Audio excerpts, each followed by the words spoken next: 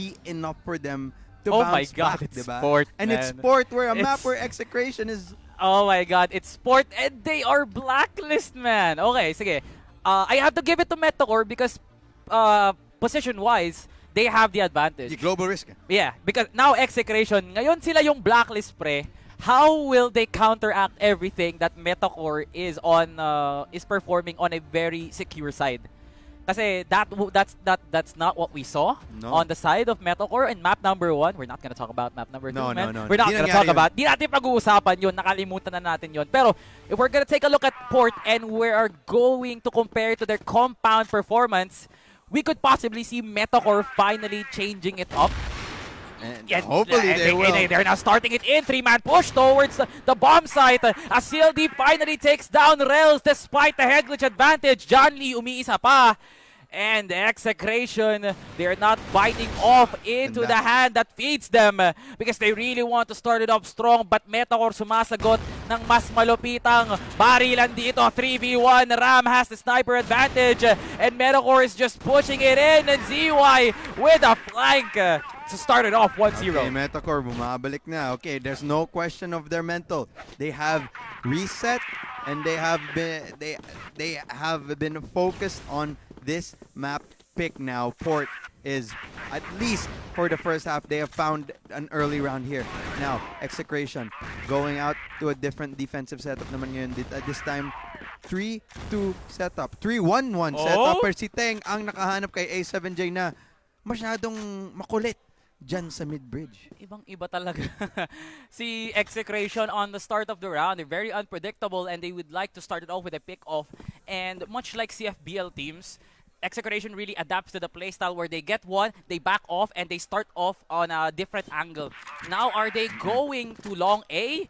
Or are they going under then a flank possibly, which is the best option that they have because Metacore really is urging Execration to push long. Pero Execration is not reading it off like, man, ayoko, masyadong risky. The coin flip is not favorable for us and the odds are stacked against the blacklist in this one. So Metacore, they are really enjoying the chances right now that they do have the defense line on long A, pero not so much under under the cages and as well as long. So at least on connector, no. Pero now Execration are putting in the work in long. Walang nakabantay. Execration are given a free pass to enter, and John Lee, the bouncer, not letting A maybe enter, but Seiya walked in and they made everyone drop to the floor. Seiya gets a 2K. Metacore, dalawa na lang ang nabubuhay. Walang nakabantay eh. Talagang makakapasok ang Execration. 1-1 score. And now Execration finally found their groove. Okay. Great start nga dyan kanang sa Execration. Then Rumes back. They bite back at the action. Rels trying to find for a pickoff. Then Percy Teng nag-hold lang din dito para sa kanyang team. And it looks like it's a fast B hit.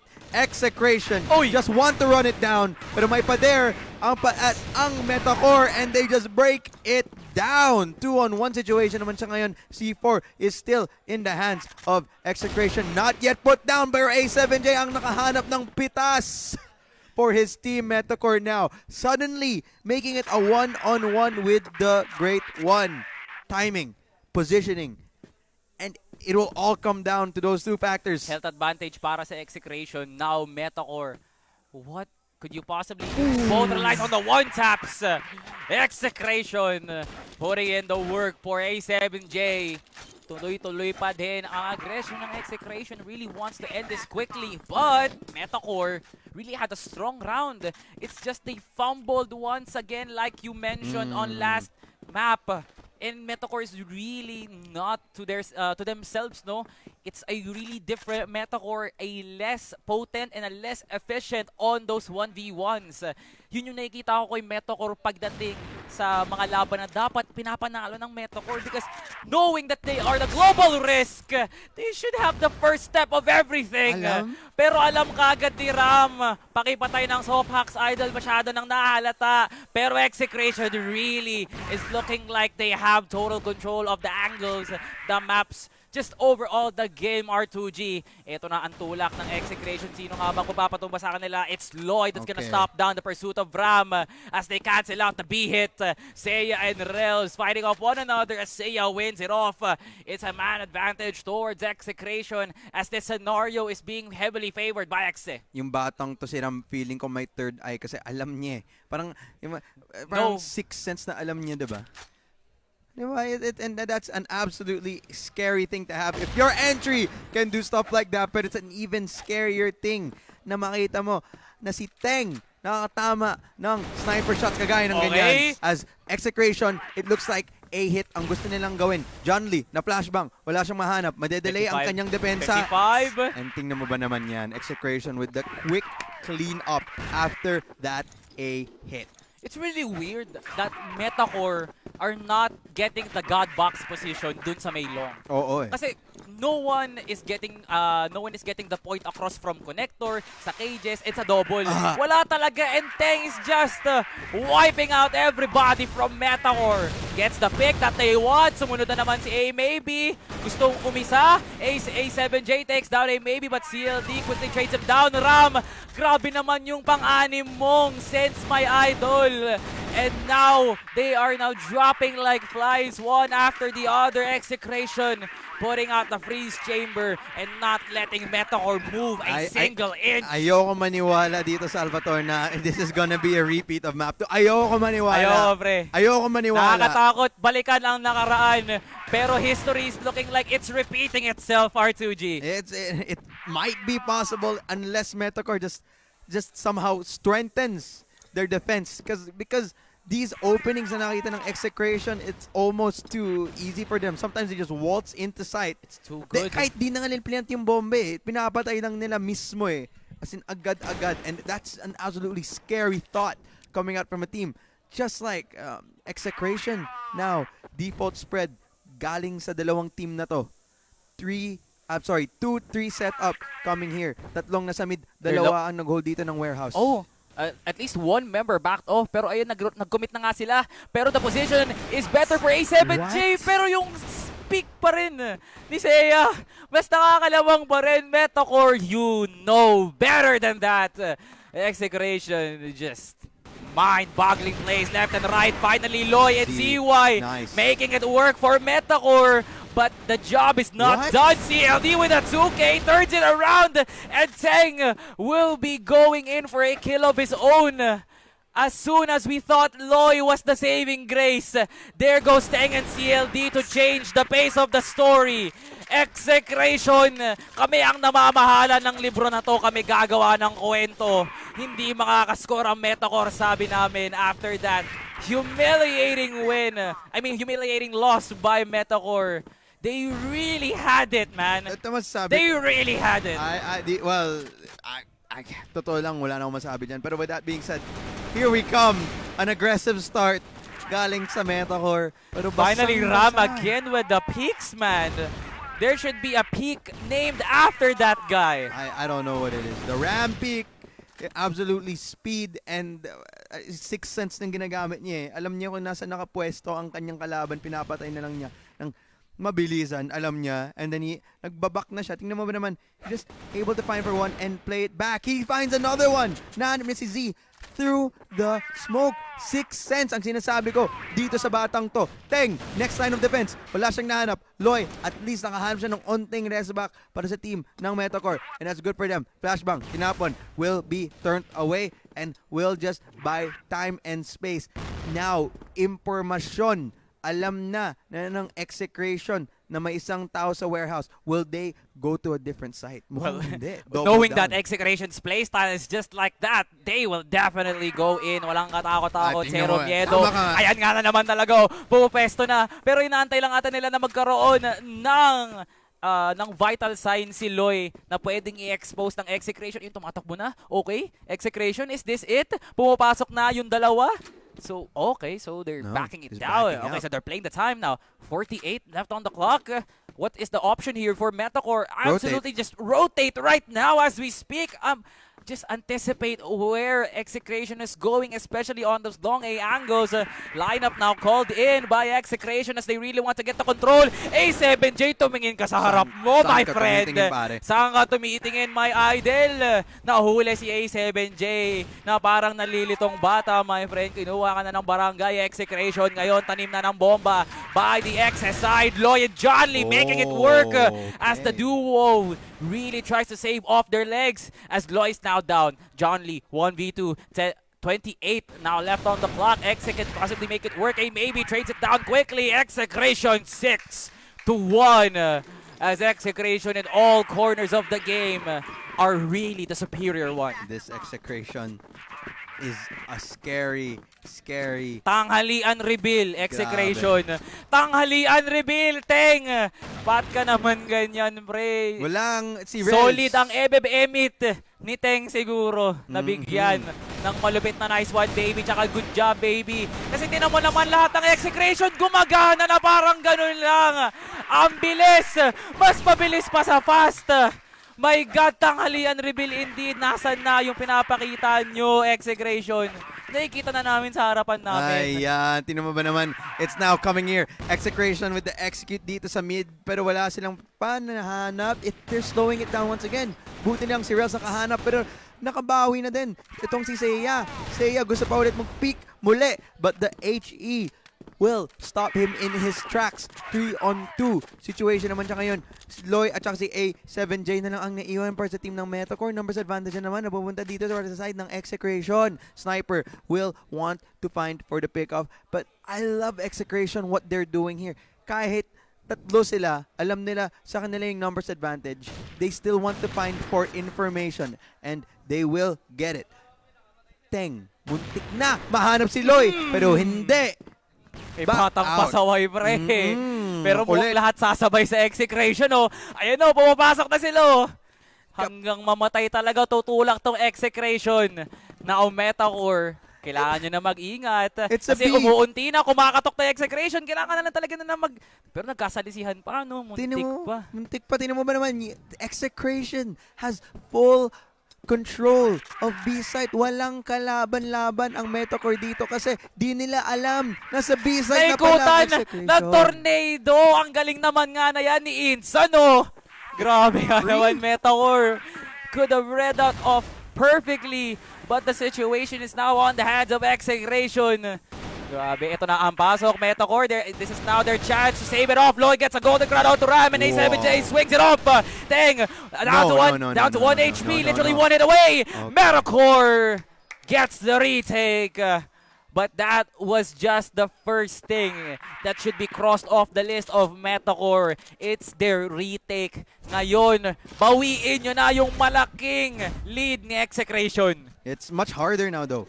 Execration, alam natin. Sige, sabihin natin malakas ang blacklist side kahit pa paano ng Metacore, but I see the side of Execration. The global risk side is something to fear then, especially if you have a sniper activated kagaya ni Teng. Tingnan mo ba naman, 12 kills na po siya ngayon, pero si Rels naman ang maghahanap ng unang pitas dito sa round na to. So the opposing sniper nagpapakita din ng gilas dito sa round na to as John Lee nakahanap din siya ng opening entry dito papasok sa B-side. Flash grenade will delay it, but headshots galing kay A maybe muntik na tigilan ang Metacore sa kanilang tracks, but it does not prove to be enough. Ram na lang ang naiwan dito in a 1v4 situation galing sa warehouse. Mahirap to kasi madami na ang naka-hold dyan. Metacore, tinigilan nila ang momentum ng Execration ngayon. Huwag mo sabihin comeback sa akin. Good job, Metacore, finally coming into their senses. Looking at Execration, that default setup could have been effective. Pero Metacore, they had to shift it around. They really want to get that long angle na kung saan Execration are supposed to go to. Now finally, Metacore reads it off perfectly. Now a 1-for-1 in this situation. Masyadong galit na galit si A maybe taking his chances to those wall bang situations. as Wala. it is still hitting for Execration. Multiple are injured for Metacore but can still fight because they still have 2 legs and complete set of arms. Execration nakabantay. Teng! As he peeks down Loy. Hindi na nakapag-crossfire yung dalawa doon. From Metacore, John Lee and Rels, last 2 members standing, and Ram just bunnies his way to kill down Rels. Execration with an applause from the crowd. They sound the march of a potential victory on their hands. A-Long is Execration territory. Wag ka na pumila dyan. May pangalan na nila yan, pre. Oo, nandyan si Teng, nandyan si Ram. Kung sa tingin mo, pwede ka ba? Teng alone is enough for him to hold that A-Long area, and kasama pa si Ram dyan. Absolutely, destruction para sa team ng Metacore dyan. Default na naman ang pinapakita dito ng Metacore. Mahihirapan sila makahanap ng tamang pitas. That was coasting. Pero Metacore, why are you not pushing? And finally, narinig nila ako, pre, galing sa boot. May connection kami ng Metacore. ZY gets a 2K. And now, finally, the push is now effective as ZY gets a 3. Now gets 4. Okay, possible ace. Pero tinigilan kaagad ni Teng. Tumumba, pumalakda. Teng, iniisa-isa na mga bala ni John Lee. And now Metacore still fighting. Execration, muntik na. But finally, Metacore, they gave in. Pinush na nila and they really got the better end of the stick. The timing there was absolutely correct for the team of Metacore. Gusto nila warehouse push for Zaya. Nakabantay sa lakay. Woo! Seiya, my God, walang nakapigil. It's just John Lee. But the damage has been done from the foundation of Metacore. Now, Execration, just have to be careful. Wag lang talaga yung magpapahuli. But for Metacore, they can still win this. They really have the advantage of the map because they are indeed the blacklist side. Teng, what was that sense? Again and again for Execration. Okay, retake angle. Execration now in the retake situation here. At least si Ram nakahanap na siya. Rels. Maybe na lang ang naiwan dito. One-on-one with the great one. Maybe. He is not maybe for now. Sure na yung panalo para sa Execration. They It's a map point. can close it out. Map point. Series point. My God. Series point na Hindi puto. siya maybe, pre. Sigurado niyang pinaslang yung Metacore doon. Now, what is this? Metacore finally nag-give in na nga ba sila? Mag-aggressive push ba sila sa may bandang double? Or are they gonna get exposed once again from the wall bangs coming in from Execration? Now, are they gonna give it in? Ram! My God, si Ram nga naman talaga. The mole of Metacore. They're just giving him everything. Not letting Metacore give a single inch. Ito masasabi ko ba, Salvatore, this looks like the beginning of the end for Metacore. Kung hindi sila makahanap pa muli. My God, isa pa! Grabe, it's an overkill performance by Execration. It's just Rels na humaharang para tapusin at lahat once and for all by Execration. 1 kill. This would give High Grounds the loudest ovation we could have possibly heard for today. Execration 3-0. This area goes crazy as Nice Katol is smiling from ear to ear, R2G. Execration whips out the broom, sweeps down Metacore. The third placers of the CFS PH Masters 2023 Fall Finals event is Execration. And you see the players happy sila dyan. They are very much contented with that achievement up to itself, and High Grounds, you can hear the crowd. They absolutely one of the fan favorites coming out in this tournament. Just an absolutely dominant display coming out from this team. And nothing else to say. Congratulations to the team of Execration. Give it up for Execration, ladies and gentlemen. What a stellar performance by that team. Also, props to Metacore for still putting up such a valiant effort. They tried, but Execration was just the better team. And what a start for us, R2G. A third place matchup that sounded like the grand finals because of the energy, the performance for both teams. And that was just mesmerizing to Yeah. see, especially on the Execration side. Malakas Ang yung, lakas, pre. malakas yung crowd eh. And with that being said, the heavy fan favorite talaga, at least for this matchup, was Execration talaga. And that's what it is, diba? If you're in a LAN event, you can always feel that type of energy, and that maybe that feeds Execration, and that's why they ultimately got their momentum. That pinatuloy-tuloy nila yan hanggang papunta na sila sa third place finish nila.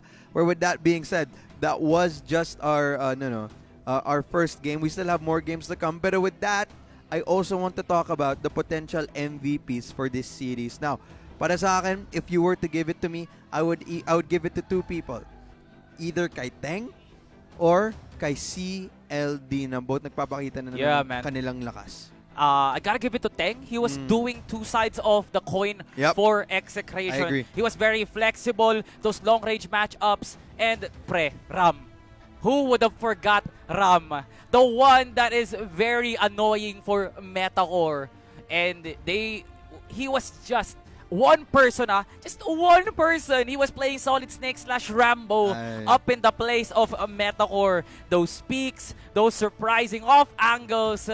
Gotta give it to Ram, my friend. At least on my opinion. That's also a good call. Tama ka naman dyan. Di ako magdi-disagree dyan. It's Yeah. also a really, really good call as we see highlights coming out from this map. And look at Teng and Ram, the Teng Ram Seiya combination coming out there from A-Long. It's absolutely just unpushable for the team of Metacore. And to me, it also came down to this Oh my mid-rounds. God.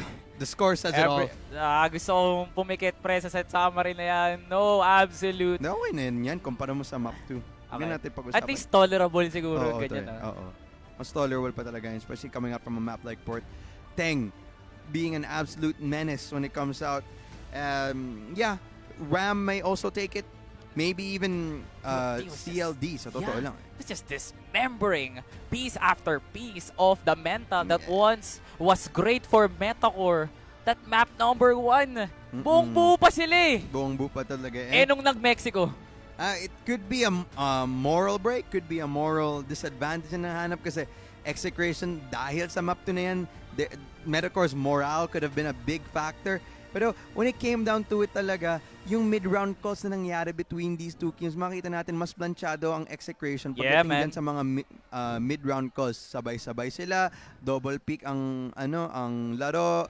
If they don't need to push, they will not push. As opposed to Metacore naman, minsan makikita mo, may onting, sinasabi ko ngang, tapon ng kape. I call it mistakes because that's what they are. These small mistakes may have costed Metacore just these rounds after